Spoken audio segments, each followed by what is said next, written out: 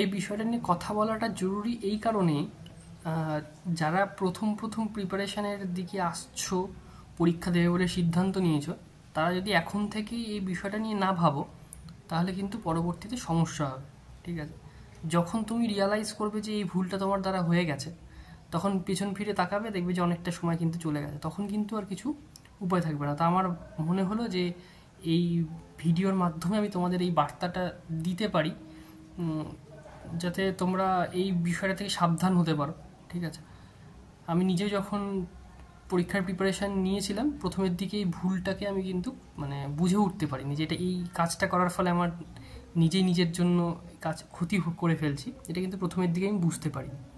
আমি ভুল করে ফেলার পরে যখন নিজে উপলব্ধি করতে পেরেছি যে আমার দ্বারা এই ভুলটা হয়ে গেল, তখন কিন্তু আমি পিছন ফিরে যখন তাকিয়ে দেখি যে অনেকটা সময় কিন্তু চলে গেছে। ঠিক আছে, তো আমি বলবো যারা একদম নতুন, ঠিক আছে, তারা এই ভুলটা করো না। ঠিক আছে, তো যাই হোক, যারা চ্যানেলে প্রথমবার ভিজিট করছো তারা চ্যানেলটিকে সাবস্ক্রাইব করে দিও, ভিডিও ভালো লাগলে একটা লাইক করো, বন্ধুদের সাথে শেয়ার করতে পারো। তো ভুলটার প্রথমে আমি বলে রাখি যে যারা একদম নতুন, ঠিক আছে, প্রিপারেশান নিচ্ছ, বা যারা অনেক দিন ধরেও প্রিপারেশান নিচ্ছ, তারাও যদি এই ভুলটা করে আসো এতদিন পর্যন্ত, তাহলে কিন্তু তোমরা আজকের পর থেকে এই ভুলটা করো না। তোমরা প্রত্যেকেই জানো যে যারা পরীক্ষা দিচ্ছ আর কি, প্রিলিমিনারি বলো বা মেন্স লেভেলে বলো, তিনটে কিন্তু কমন বিষয় থাকছে, সেটা হচ্ছে ম্যাথ, রিজনিং আর ইংলিশ। ঠিক আছে, আর মেন্সে গিয়ে কিন্তু এই ম্যাথ, রিজনিং, ইংলিশের সাথে যুক্ত হবে তোমার জেনারেল অ্যাওয়ারনেস। তো আমার যে আজকে ভিডিও যা এই কথা বলা, সেগুলো কিন্তু এই ম্যাথ, রিজনিং, ইংলিশকে নিয়ে, জেনারেল অ্যাওয়ারনেসকে নিয়ে এই বিষয়টাতে বলছি না। কেন বলছি না সেটা তোমাকে ভিডিওর মাধ্যমে পরে বলছি আর কি, যে কেন বলবো না। তো প্রথমে বলে রাখি যে তিনটে সাবজেক্ট থাকছে। ধরা যাক কোনো একজন স্টুডেন্টের তিনটে সাবজেক্টে বেসিক খুব সুন্দর, মানে তারা যা পড়াশোনা করে এসছে এতদিন পর্যন্ত খুব ভালোভাবেই পড়াশোনা করেছে, বা তাদের বেসিকটা যথেষ্ট ভালো হওয়ার কারণে, স্ট্রং হওয়ার কারণে তাদের কিন্তু স্কোর করতে কোনো অসুবিধা হবে না। আমার বক্তব্য কিন্তু তাদেরকে নিয়ে না। ঠিক আছে, আমার বক্তব্য হচ্ছে সেরকম স্টুডেন্টদের নিয়ে, সেরকম ক্যান্ডিডেটদের নিয়ে যাদের এই ম্যাথ, রিজনিং, ইংলিশ এই তিনটের মধ্যে, স্পেসিফিক্যালি যদি বলা হয় ম্যাথ আর ইংলিশের মধ্যে, দেখা যাচ্ছে যে, কারণ রিজনিংটা মোটামুটি প্র্যাকটিস করলে প্রত্যেকেরই কিন্তু একটা স্ট্রং জোনে পরিণত হয় রিজনিংটা, আমার যেটা পরীক্ষা দিয়ে বা এতদিন ধরে পড়াশোনা করার পরে যেটা আমি বুঝতে পেরেছি। তো এই ম্যাথ, ইংলিশের ক্ষেত্রে কি হয়, তোমার যদি বেসিকটা তোমার যদি স্ট্রং না থাকে, ঠিক আছে, মানে স্কুল লেভেলের পড়াশোনা যদি তোমার বেসিকটা যদি সেভাবে ক্লিয়ার না থাকে, স্ট্রং না থাকে, তাহলে কিন্তু তোমাকে একটা সমস্যার সম্মুখীন হতে হবে। তো আমি সেক্ষেত্রে বলবো, যাদের ধরা যাক যে কোনো একজন স্টুডেন্ট তার ম্যাথ বা ইংলিশের মধ্যে কোনো একটা বিষয় স্ট্রং এবং কোনো একটা বিষয় অতটা স্ট্রং নয়, ঠিক আছে, বা কোনো একজন স্টুডেন্টের দুটোই স্ট্রং নয়, ঠিক আছে। তো যাদের একটা বিষয় স্ট্রং, ধরা যাক ম্যাথটা স্ট্রং কিন্তু ইংলিশটা স্ট্রং না অতটা, ঠিক আছে, ইংলিশের বেসিক কিছু জ্ঞান থাকলে হয়তো তার কাছে সেই ভোকাবুলারি স্টক নেই, মানে অত ভোকাবুলারি তার জানা নেই, ঠিক আছে, গ্রামারের মোটামুটি কিছু জানা, বেশিরভাগই অজানা, এরকম তো অনেকের ক্ষেত্রেই হয়। আমি যখন শুরু করেছিলাম আমার ক্ষেত্রে সেম ঘটনাই ছিল, মানে আমি নিজেকে দিয়েই বলছি, ধরে নাও।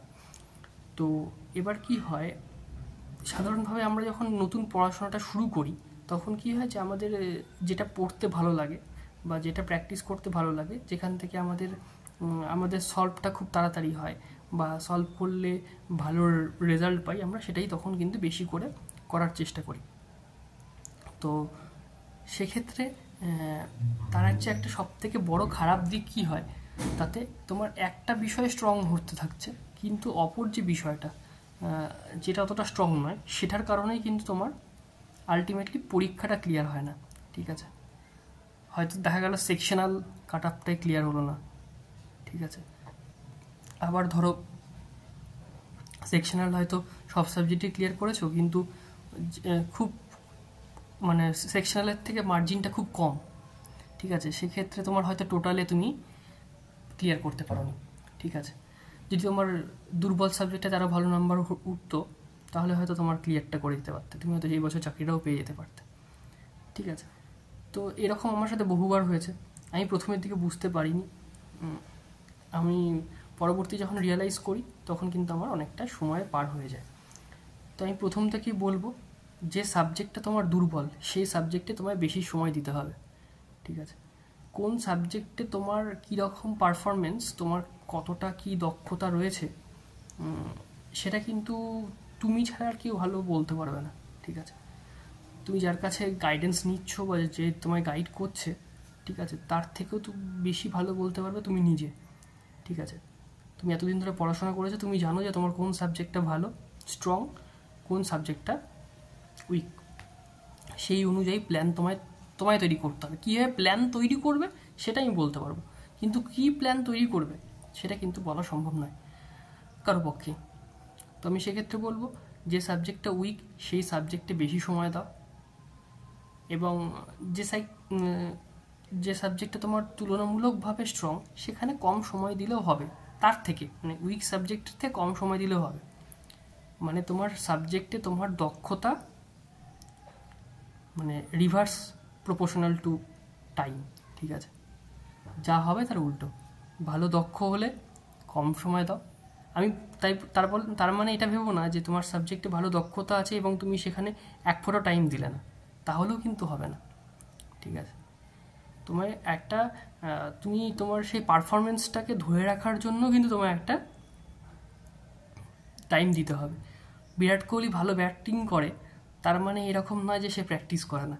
ঠিক আছে, বিরাট কোহলি ভালো ব্যাটিং করে, ভালো পারফরমেন্সে রয়েছে, এবারের আইপিএলে অরেঞ্জ ক্যাপ পেয়েছে, তার মানে সর্বোচ্চ রান করেছে, তার মানে এরকম নয় যে সে যদি কাল থেকে প্র্যাকটিস করা বন্ধ করে দেয় যে সে তার পারফরমেন্সটা ধরে রাখতে পারবে, সেটা কিন্তু নয়। ভালো পারফর্মারদের কিন্তু প্র্যাকটিসটা জরুরি। ঠিক আছে, তো এই বিষয়টা তো থাকলোই, পাশাপাশি এটা বলবো প্রপার প্ল্যান, বারবার আমি যেটা বলি প্রপার প্ল্যান দরকার। কি পড়বো আর কি পড়বো না, ঠিক আছে, কি পড়বো এবং কোনটা কখন পড়বো, কতক্ষণ পড়বো, এই প্রশ্নগুলো, এই প্ল্যানগুলো থাকা জরুরি। ঠিক আছে, তো তোমাকে সব সাবজেক্টেই যে গুরুত্ব দিতে হবে এটা তোমায় কিন্তু প্রথমে বুঝতে হবে। ঠিক আছে, সব সাবজেক্টকে আমি গুরুত্ব দেবো এবং কতটা গুরুত্ব দেবো। ঠিক আছে, কারো ম্যাথটা হয়তো খুব স্ট্রং আছে, সেখানে অল্প সময় দিলে তার হয়তো ক্লিয়ার হয়ে যাবে, সে ভালো স্কোর করতে পারবে। ঠিক আছে, তাহলে সেক্ষেত্রে দেখা যাচ্ছে তার অন্যদিকে একটা উইক যে সাবজেক্টটা, সেই সাবজেক্টটাকে কিন্তু তোমার হয়তো বেশি সময় দিতে হচ্ছে। ঠিক আছে, বেশি সময় দিলে সেটা হয়তো ভালো ফল করবে, ভালো রেজাল্ট করবে, তাহলে সেই দিকটা তোমায় দেখতে হবে। তো আশা করি সবাই বুঝতে পারছো আমার কথা, আমি কী বোঝাতে চাইছি। তো এটুকুই বলার ছিল। তো সবাইকে এটাই বলবো যে সবাই নিজেদের মতো করে প্ল্যান তৈরি করো, এগিয়ে চলো, লড়াই করো, সফলতা ঠিকই আসবে, একদিন না একদিন ঠিক সফলতা আসবে, সবাই সাফল্য লাভ করবে। তো আজকের ভিডিওটা এই পর্যন্তই। ভিডিওটা ভালো লাগলে লাইক করো, কমেন্ট করো, আর বন্ধুদের সাথে শেয়ার করতে ভুলো না, আর চ্যানেলে নতুন হলে চ্যানেলটা সাবস্ক্রাইব করে দিও। টাটা।